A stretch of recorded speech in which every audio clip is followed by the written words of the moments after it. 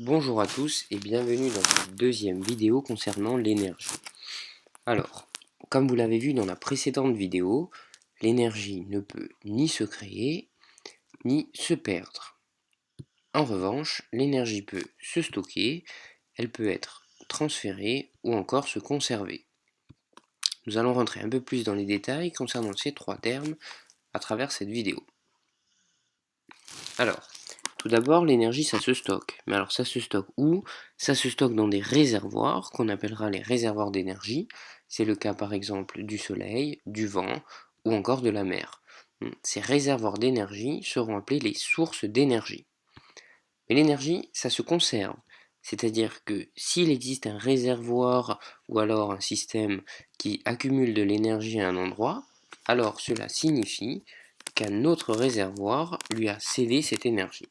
On parle alors de transfert d'énergie entre les réservoirs.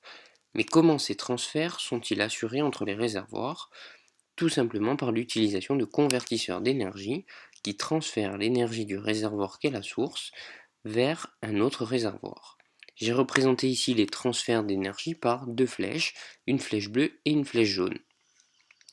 Le schéma que nous avons représenté ici constitue ce que l'on appellera une chaîne énergétique et nous permettra de décrire les transferts d'énergie que permettent les convertisseurs.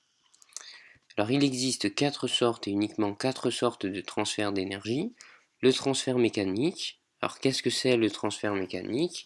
C'est une force par exemple qui est susceptible de changer le mouvement d'un objet ou alors d'en modifier sa forme.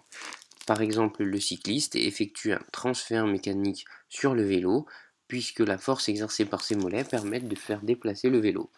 De la même manière, le personnage ici est susceptible de faire bouger le chariot, il effectue donc un transfert mécanique sur le chariot. Malaxer de la pâte à modeler constitue également un transfert mécanique puisque on modifie la forme de la pâte à modeler. Le deuxième type de transfert d'énergie constitue le transfert électrique. Alors, le transfert électrique, c'est tous les transferts d'énergie qui peuvent se produire grâce en fait, au courant électrique. Allumer une lampe, par exemple, n'est possible que si la lampe reçoit un transfert d'énergie électrique. Alors, il existe une troisième forme d'énergie, ou transfert d'énergie, c'est le transfert thermique.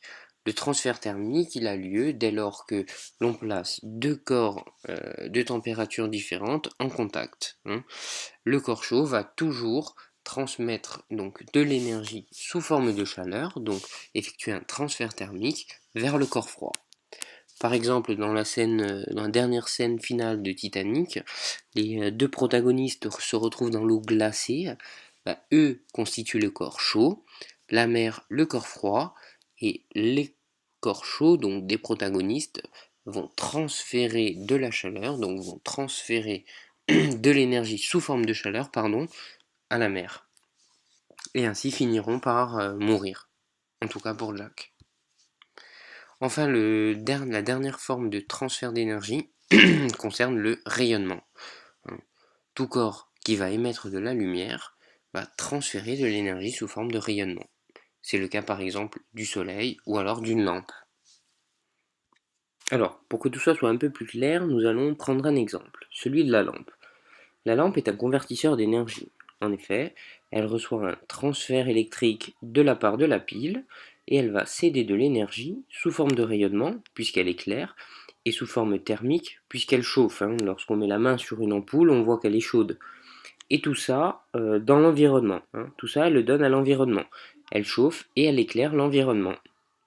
Voilà, donc sur cette chaîne énergétique, nous avons représenté les transferts d'énergie qui ont lieu au sein du convertisseur qu'est la lampe entre les différents réservoirs.